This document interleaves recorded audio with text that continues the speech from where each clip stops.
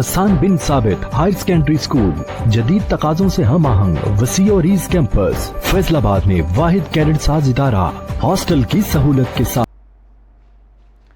बिस्मिल्लाहिर्रहमानिर्रहीम। अस्सलामु अलैकुम वरहमतुल्लाह।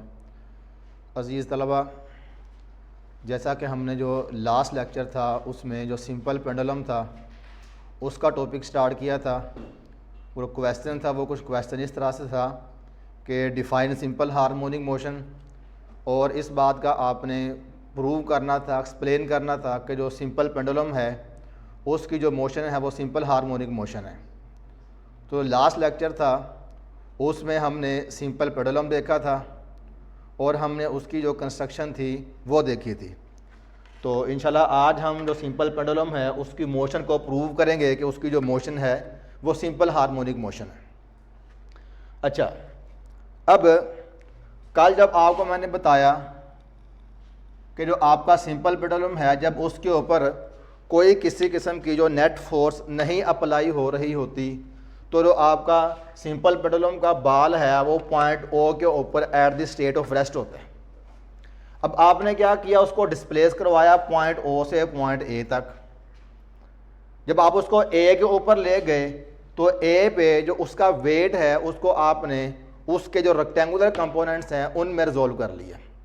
अब हम जानते हैं ये बात, बेटा मैंने कल आपको बताई भी थी कि आपके पास कोई भी एक जो फोर्स हो, जब आप उसको उसके रेक्टेंगुलर कंपोनेंट्स में रिजोल्व करते हैं तो किसी भी फोर्स के दो रेक्टेंगुलर कंपोनेंट होते हैं। एक उसका होता है एक्स कंपोनेंट जिसको आप नाम देंगे ए कोस थीटा, और एक उसका होगा वाई कंपोनेंट जिसको आप नाम देंगे ए साइन थीटा। अब चूंकि यहाँ पे जो मेरे पास वेक्टर है वो एक वेट है जिसको आप डिनोट करते हैं W = mg से, तो लिहाजा यहाँ पे जो इसका बनेगा एक्स कंपोनेंट वो बनेगा mg कोस थीटा, जो इसका बनेगा वर्टिकल कंपोनेंट वो बनेगा mg साइन थीटा। ये बात बेटा मैंने कल भी आपको बताई थी कि जो आपका जो स्ट्रिंग के अंदर टेंशन है वो टेंशन, और ये जो आपका mg कोस थीटा जो कि उसका हॉरिजॉन्टल कंपोनेंट है, ये क्या करते हैं, एक दूसरे को कैंसिल आउट करते हैं। तो इट्स मीन्स कि अपवर्ड डायरेक्शन में या डाउनवर्ड डायरेक्शन में ये जो आपका बाल है ये मूव नहीं करता।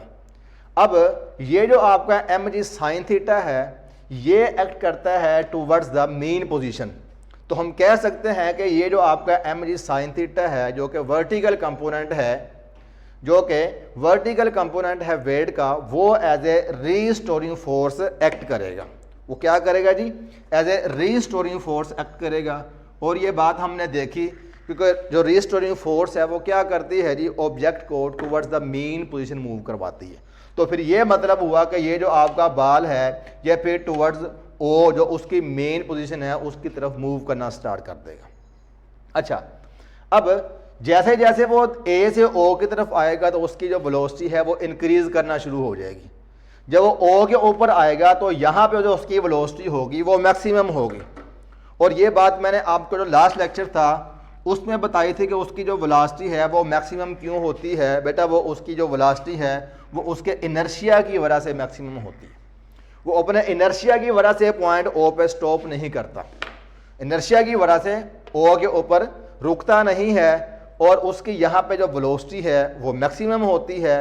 तो फिर वो ओ से जो दूसरा उसका जो एक्सट्रीम पॉइंट है पॉइंट बी उसकी तरफ मूव करना स्टार्ट कर देता है। अच्छा, अब इस प्रोसेस में आपने दो बातें ध्यान में लेके आनी है।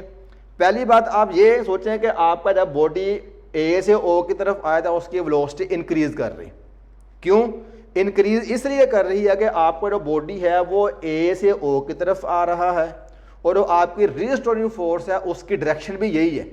मतलब कि जो फोर्स है और जो उस बॉडी की मूवमेंट है दोनों की जो डायरेक्शन है वो सेम है। लेकिन जब आपका बॉल मूव करेगा ओ से बी की तरफ, ओ से बी की तरफ, तो इस केस में जो बॉल है उसकी जो वेलोसिटी है वो तो ओ से बी की तरफ है जो उसकी मूवमेंट है। लेकिन जो रीस्टोरिंग फोर्स है, क्योंकि हमने ये बात पढ़ी थी कि जो रीस्टोरिंग फोर्स है वो ऑब्जेक्ट को हमेशा टुवर्ड्स द मेन पोजीशन लेके आती है। तो इसका मतलब फिर ये हुआ कि जो आपकी रीस्टोरिंग फोर्स होगी वो बी से ओ की तरफ ही एक्ट कर रही होगी। ठीक है जी। तो मतलब ये हुआ कि अब जब आपका बॉडी ओ से बी की तरफ जाएगा तो इस केस में उसकी जो वेलोसिटी है वो कम होना शुरू हो जाएगी। जब उसकी वेलोसिटी कम होगी, कम होते होते जब वो पॉइंट बी पे पहुंचेगा तो वहां पे जाके उसकी वेलोसिटी क्या हो जाएगी, जीरो हो जाएगी। ठीक है जी, तो उसकी वेलोसिटी क्या हो गई जी, जीरो हो गई। कहाँ पे, एट पॉइंट बी के ऊपर। उसकी मैंने रीजन आपको क्या बताई है जी, उसकी रीजन है रिस्टोरिंग फोर्स, क्योंकि जो रिस्टोरिंग फोर्स है अब वो एक्ट करती है टूवर्ड्स द मेन पोजीशन, और जो बॉडी की मूवमेंट है वो ओ से बी की तरफ है।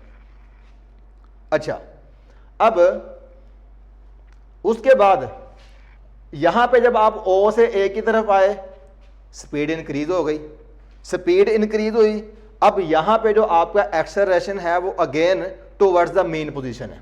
ठीक है जी, आपका जो एक्सेलरेशन है वो टुवर्ड्स द मेन पोजीशन है। न्यूटन सेकंड लॉ के मुताबिक दोबारा उसको रिकॉल करते हैं, वो क्या कहता है जी कि जब आप किसी बॉडी के ऊपर फोर्स लगाते हैं तो उसमें एक्सेलरेशन पैदा होता है। ठीक है जी, और वो जो एक्सेलरेशन है वो फोर्स की डायरेक्शन में ही प्रोड्यूस होता है, फोर्स की डायरेक्शन में प्रोड्यूस होता है। अब यहां पे जो आपकी फोर्स है, अब चूंकि टुवर्ड्स द मेन पोजीशन है तो लिहाजा यहां पे जो आपका एक्सेलरेशन पैदा होगा वो टुवर्ड्स द मेन पोजीशन के ओ की तरफ ही पैदा होगा। ठीक है जी, तो स्पीड क्या कर गई, इंक्रीज कर गई। तो इंक्रीज करने से क्या हुआ कि जब आपका बॉडी ए से ओ की तरफ आया तो उसका जो एक्सेलरेशन है वो कैसे है जी, वो टुवर्ड्स द मेन पोजीशन ओ की तरफ है।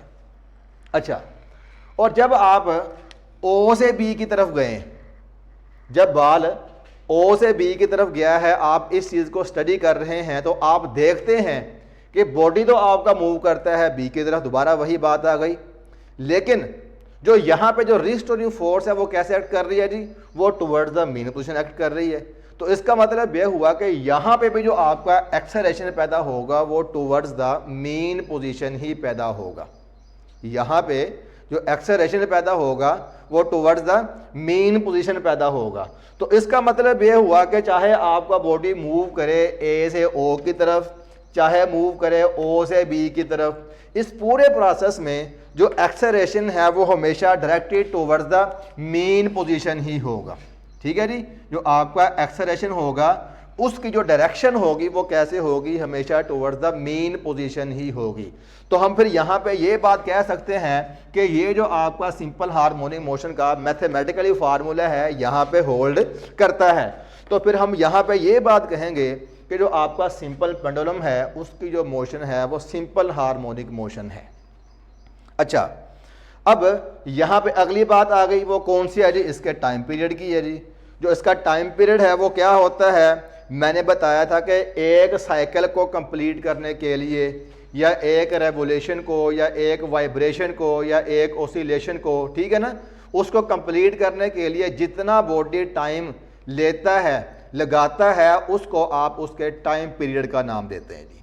तो यहाँ पे जो सिंपल पेंडुलम का टाइम पीरियड है उसको फाइंड करने का फार्मूला है T इज इक्वल टू, जो T है वो डिनोट करता है टाइम पीरियड को, और 2 पाई आपका एक कांस्टेंट है, लेंथ बाय जी। जी आपके पास क्या होता है जी, ग्रेविटेशन एक्सेलरेशन होता है। जी की वैल्यू कितनी होती है जी, 9.8 अप्रोक्सीमेट 10 के बराबर होती है। बेटा ये बात आपने 9th क्लास में पढ़ी हुई होगी। 9.8 भी लेते हैं या इसको 10 मीटर पर सेकंड स्क्वायर भी इसकी वैल्यू को लेते हैं। ठीक है जी, और जो लेंथ होती है वो आपकी होती है कि जिस एंड के ऊपर आपने उसको फिक्स किया है और जिस एंड पे आपने बॉल को अटैच किया है, इनका जो दरमियानी डिस्टेंस है वो उसकी लेंथ के इक्वल होता है। अगर हमें किसी भी सिंपल पेंडुलम की लेंथ का पता चल जाए और जी की वैल्यू चूँकि हमारे पास कांस्टेंट है तो आप उसके टाइम पीरियड को फाइंड कर सकते हैं। अच्छा, यहाँ पे बेटा एक बात आपने याद रखनी है, वो MCQs के लिए बड़ी अहम है और ये शॉर्ट क्वेश्चन भी आता होता है पेपर के अंदर, कि जो टाइम पीरियड है वो मैथ पे डिपेंड करता है कि नहीं करता। एक आपके पास एक बूब है, उसका जो मैथ है 1 ग्राम है, दूसरे का जो मैथ है वो 10 ग्राम है। तो बताएं कि दोनों का जो टाइम पीरियड है उसमें क्या फ़र्क होगा या एक जैसा होगा। तो बेटा यहाँ पे ये बात आप जहन में रखेंगे कि जो सिंपल पेंडुलम का टाइम पीरियड है वो मैथ पे डिपेंड नहीं करता, मैथ पे डिपेंड नहीं करता। और दूसरी बात, वो एम्पलीट्यूड पे डिपेंड भी नहीं करता। एम्पलीट्यूड से मुराद ये होता है कि मेन पोजीशन से जो एक्सट्रीम पोजीशन है उसका डिस्टेंस कितना है। ठीक है जी, ये आपका डिस्टेंस कम हो या डिस्टेंस ज़्यादा हो, ठीक है जी, इसके ऊपर भी डिपेंड नहीं करता। ठीक है जी, तो हम ये बात कहेंगे कि जो सिंपल पेंडुलम है उसका जो टाइम पीरियड है वो मास पे डिपेंड भी नहीं करता और जो एम्पलीट्यूड है उस पर भी डिपेंड नहीं करता, बल्कि वो किस पे डिपेंड करता है, वो सिर्फ जो सिंपल पेंडुलम है उसकी जो लेंथ है उस पर डिपेंड करता है। मतलब यह हुआ कि अगर आप सिंपल पेंडुलम की लेंथ को चेंज कर देंगे तो उसका जो टाइम पीरियड है वो चेंज हो जाएगा। बेटा ये हमारा आज का टॉपिक था, इसमें कोई किसी किस्म की बात आपको समझ ना आई हो बेटा आप कमेंट करके पूछ सकते हैं। कोशिश ये करेंगे इनकी डायग्राम की प्रैक्टिस करें और डेली बेसिस के ऊपर आप इसको तैयार करें। अस्सलाम वालेकुम। तालीम में अक़वाम की ताबीर, तालीम